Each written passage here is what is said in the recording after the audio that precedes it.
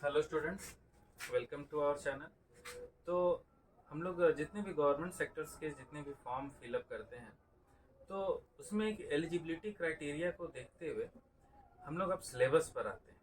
तो syllabus in general क्या क्या कंप्लीट करना है और कितना टॉपिक को कवर अप करना है, कम टाइम हम लोग के पास रहता है, तो उसमें किस तरह से हम लोग अपने सिलेबस को कंप्लीट करते हैं, पहले उस पर आते हैं। पहले सबसे पहले ये हम लोग को डिसाइड कर लेना है कि जो भी स्टूडेंट है वो किस सेक्टर में जाना चाहते हैं। अगर बैंकिंग सेक्टर में जाना चाहते हैं तो उनको जीके और जीएस पर थोड़ा कम कमांड रखना है, क्योंकि बैंकिंग सेक्टर में जीके और जीएस के क्वेश्चन ना के बराबर पूछे जाते हैं। लेकिन अगर आप रेलवे की तरफ जाते हैं या फिर एसएससी में जाते हैं तो आपका जीके और जीएस बहुत स्ट्रांग होना चाहिए। अगर जीके और जीएस स्ट्रांग नहीं रहता है तो आप एग्ज़ाम को क्वालिफाई नहीं कर सकते। तो सबसे पहले सिलेबस पर आ जाते हैं। आप सिलेबस को जानिए, उसके बाद आपको क्या तैयारी करना है, कितना पढ़ना है, वो आप डिसाइड कीजिएगा। ठीक है। तो सबसे पहला हम लोग ये जान जाते हैं कि जितने भी गवर्नमेंट जॉब्स हैं उसमें दो तीन चीज बिल्कुल सिमिलर है जो सारे एग्जाम में पूछे जा रहे हैं। तो फर्स्ट पार्ट इसमें हमारा मैथ हो गया। सेकंड पार्ट मेंटल एबिलिटी, जिसको हम लोग रीजनिंग कहते हैं। मेंटल एबिलिटी से बोले या फिर रीजनिंग बोले। फिर हमारा आ जाता है जीके, और इसी में जनरल साइंस को भी रखते हैं जिसको हम लोग जीके जीएस कहते हैं। और एक बचा हमारा इंग्लिश। अगर कोई भी स्टूडेंट का ये चार स्ट्रांग रहता है तो उनका सिलेक्शन को कोई भी रोक नहीं सकता। लेकिन मोस्ट ऑफ द केसेस में क्या होता है, मैथ अच्छा है, रीजनिंग अच्छा है, इंग्लिश थोड़ा वीक है, तो सिलेक्शन वहाँ इंग्लिश में आपको सब में इंडिविजुअली पास करना है। अगर हम मैथ में बहुत ज़्यादा मार्क्स लेते आते हैं और रीजनिंग में मेरा मार्क्स कम आता है तो हम क्वालिफाइड नहीं है। तो एक चीज़ ध्यान रखना है कि जैसे कि अगर कोई स्टूडेंट एसएससी का फॉर्म फिलअप किया तो एक चीज़ ध्यान रहे कि एसएससी 100 क्वेश्चन पूछती है और 60 मिनट के आपके पास टाइम रहता है। तो मैथ के 25 क्वेश्चन हो गए, 25 क्वेश्चन रीजनिंग के, 25 क्वेश्चन जीके जीएस के और इंग्लिश के 25। आपको इंडिविजुअली ये चारों में पास करना है। अगर हम ये दो में बहुत अच्छा मार्क्स लें और ये दोनों में अच्छा स्कोर नहीं करते हैं तो मेरा रिजल्ट ऐसे भी क्वालिफाई नहीं होने जा रहा है। तो आज से हम लोग सिलेबस के according individually math, reasoning, GK GS और इंग्लिश का तैयारी स्टार्ट करेंगे। तो मैथ में क्या क्या पूछा जाता है, हम लोग बचपन से क्लास 6 से स्टार्ट किए थे। BODMAS, simplification, time and work, pipe and system, boat and stream, up to class 8 तक जितने भी छोटे छोटे टॉपिक्स थे जैसे profit and loss, simple interest and compound interest, mixture and alligation, ratio and proportion, इन सभी टॉपिकों को हम लोग कवर अप करेंगे अपने सेक्शन में। तो रीजनिंग आप जितना प्रैक्टिस कर सकते हैं कीजिए। जीके और जीएस आप जितना याद कर सकते हैं, जितना चीज़ों को समझ सकते हैं वो कीजिए।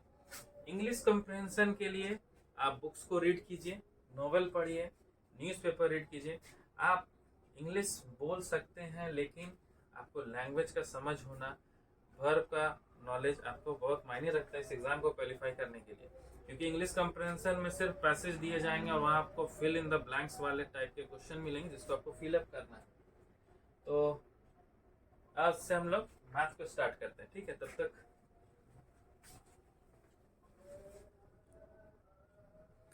तो सिलेबस में हम लोग कवर अप करेंगे। पहला चैप्टर हो गया सिंप्लीफिकेशन, सेकंड चैप्टर हो गया हमारा नंबर सिस्टम, थर्ड हो गया एलसीएम एंड एचसीएफ, फोर्थ हो गया परसेंटेज, फिफ्थ चैप्टर हो गया profit and loss, six chapter हो गया simple interest and compound interest, chapter 7 हो गया एवरेज, चैप्टर 8 हो गया मिक्सचर एंड एलिगेशन, उसके बाद चैप्टर 9 हो गया boat and stream,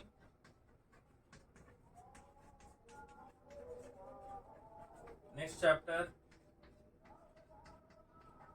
time, speed, and distance. Next chapter हो गया प्रॉब्लम बेस्ड ऑन एजेस।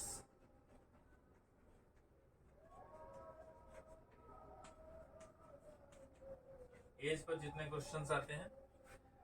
फिर हो गया हमारा ट्रेन पर जितने क्वेश्चंस आते हैं। ट्रेन का ऐसे क्वेश्चन में हम लोग पढ़ेंगे, ठीक है। फिर ट्रेन हो गया, तो हमारा नेक्स्ट चैप्टर हो गया problem based on ages, then train. Next chapter हो गया रेशियो एंड प्रोपोर्शन। फिर हम लोग पढ़ेंगे एल्जेब्रिक आइडेंटिटीज, ठीक है। फिर हो गया हमारा ज्योमेट्री, फिर हो गया कोऑर्डिनेट ज्योमेट्री, फिर trigonometry, height and distance, data interpretation, statistics, probability, फिर pie chart, line chart, bar graph, height and distance, permutation and combination, indices and surds. तो हम लोग वन बाय वन इन सारे चैप्टर्स पर क्वेश्चंस को करते जाएंगे। एक बार सिर्फ याद दिला देते हैं कि ये सारे हम लोग कहाँ देखें। क्लास 6 से 8 तक का बुक अगर आप लोग को मिलता है तो आप लोग इस पर क्वेश्चन को बना सकते हैं, लेकिन हम इन सभी पर ट्रिक से क्वेश्चन बनाएं, क्योंकि हमारे पास 60 मिनट ही रहेगा और 60 मिनट में हम लोग को 100 क्वेश्चन अटेम्प्ट करने हैं, जिसमें जीके, जीएस और इंग्लिश के लिए अगर उसको अलग कर दिया जाए तो पर्टिकुलर मैथ के 25 रहेंगे, रीजनिंग के 25 रहेंगे, तो उसी टाइम में मैनेज करना है। तो क्लियर है। सिंप्लीफिकेशन हम लोग को क्लास 6 में हम लोग पढ़े थे बोर्ड मास वाले में। नंबर सिस्टम 4-5 क्लासेस से स्टार्ट हो जाता है।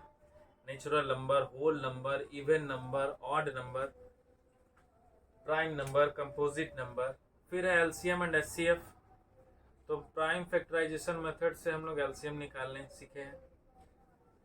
परसेंटेज पढ़ा हुआ चीज है, क्लास 6 के स्टार्ट हो जाता है percentage. Profit and loss class 7 की बुक में मिल जाएंगे आपको, 7 और 8 में। Simple interest, compound interest, average. ये चैप्टर 8 थोड़ा सा नया आप लोग के लिए, mixture and allegation. Boat and stream आप लोग को 8 की बुक में मिल जाएगी। टाइम, स्पीड, डिस्टेंस मिल जाएगा। Problem based on edges class 10 तक भी पढ़ना है। ट्रेन 8 तक में मिल जाएगा। रेशियो प्रोपोर्शन 6 से स्टार्ट हो जाता है। एल्जेब्रिक आइडेंटिटीज आप लोग को क्लास 9 की बुक में मिलेगी। Geometry, coordinate geometry class 10th में है। ट्रिग्नोमेट्री 10th में है। हाइट एंड डिस्टेंस 10th में है। स्टैटिस्टिक्स 10th में है। प्रोबेबिलिटी 10th में है। डाटा इंटरप्रिटेशन, ग्राफ दिया हुआ रहेगा, एक डाटा दिया रहेगा, उस डाटा से आपको पिक आउट करना है क्या क्वेश्चन पूछा जा रहा है। ये चार्ट वाले क्वेश्चन में हम लोग को कंक्लूड करने के लिए क्वेश्चन दिया जाता है। परमुटेशन एंड कॉम्बिनेशन ये आपका क्लास 11th का है। नेक्स्ट हो गया indices and surds, sequence and series. तो हम लोग इतने सारे चैप्टर्स को कवर अप करेंगे ताकि मैथ का जो पोर्शन है या क्वेश्चन किस ढंग से पूछे जाते हैं वो कंप्लीट हो सके, ठीक है। तब तक ये सिलेबस को नोट डाउन कर लो, इतना हम लोग को कवर अप करना है। तो मैथ के बाद अब हम लोग आ जाते हैं जीके और जीएस में क्या पूछे जाते हैं। तो जीके को इन शॉर्ट हम लोग कहते हैं जनरल नॉलेज। तो ये जनरल नॉलेज में क्या क्या आ जाते हैं, जनरल नॉलेज। और जीएस का मतलब हो गया जनरल साइंस, ठीक है। तो इसमें हम लोग को कौन कौन से टॉपिक कवर अप करने हैं, इसके लिए एकदम बेसिक है 6 to 10th की आप एनसीईआरटी बुक से पढ़िए। एनसीईआरटी बुक ये आपका फर्स्ट प्रायोरिटी होना चाहिए कि आप 6 to 10th की एनसीईआरटी बुक पढ़िए। तो 6-7 तक तो सारा बुक कंबाइंड रहता है। 9 और 10 से इंडिविजुअली सेपरेट अलग अलग हो जाए। 6 से 10 आप अपनी हिस्ट्री के लिए, जियोग्राफी के लिए,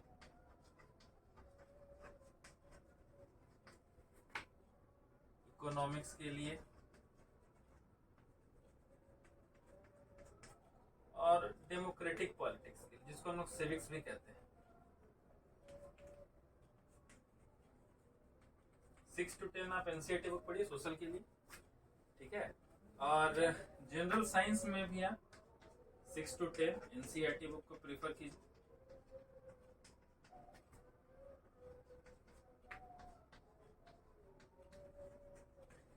अब आ जाते हैं करंट अफेयर्स पर।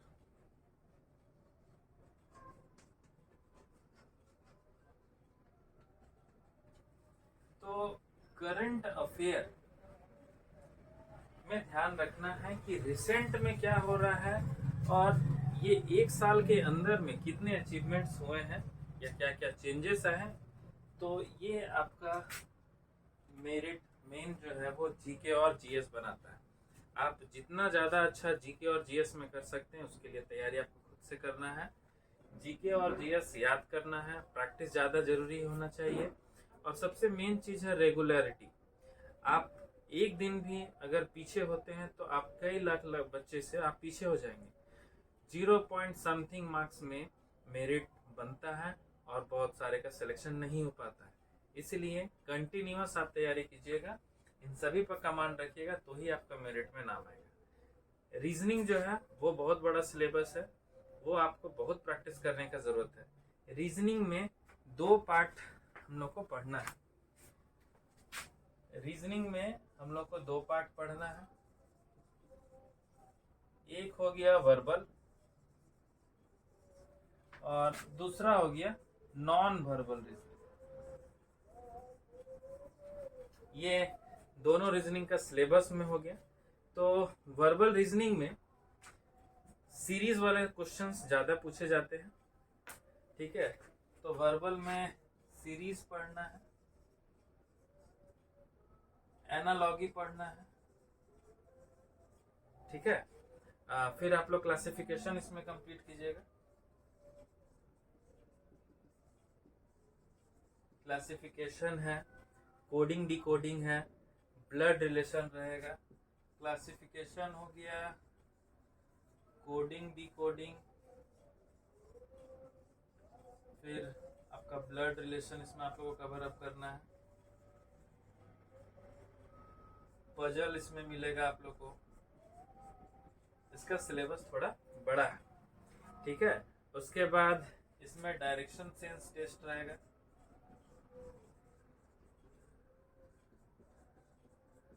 और भी बहुत सारे सिलेबस है, तो सिलेबस को लिखने से अच्छा है कि पार्ट बाई पार्ट हम लोग इसको कंप्लीट करते चले जाएंगे, ठीक है। नॉन वर्बल में देखने को मिलेंगे mirror image, water image, clock and calendar. तो एसएससी जो है वो most of the question non verbal से पूछती है, लेकिन आपको सिलेबस में सारा कुछ पढ़ना है, ठीक है। वाटर इमेज हो गया, spot out the error, paper cutting या फिर फोल्डिंग के लिए भी सिलेबस को पढ़ना है। पेपर कटिंग या फोल्डिंग हो गया, ठीक है। क्यूब एंड डाइस,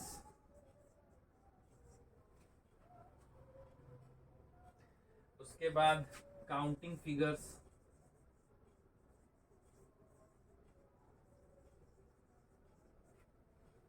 ठीक है। तो वर्बल में बेसिकली एक स्टेटमेंट दिया रहेगा और उस स्टेटमेंट से आपका आंसर को बताना है। और नॉन वर्बल में most of the question image से बताना रहेगा। क्लियर है? तो ये सिलेबस में ये सारी चीज पढ़ना है। सारा हम लोग रीजनिंग का पार्ट को नहीं लिखे, इसमें एटीसी लिख देते हैं, इसमें और भी टर्म्स है जिसको पढ़ना है। तब तक इसको नोट डाउन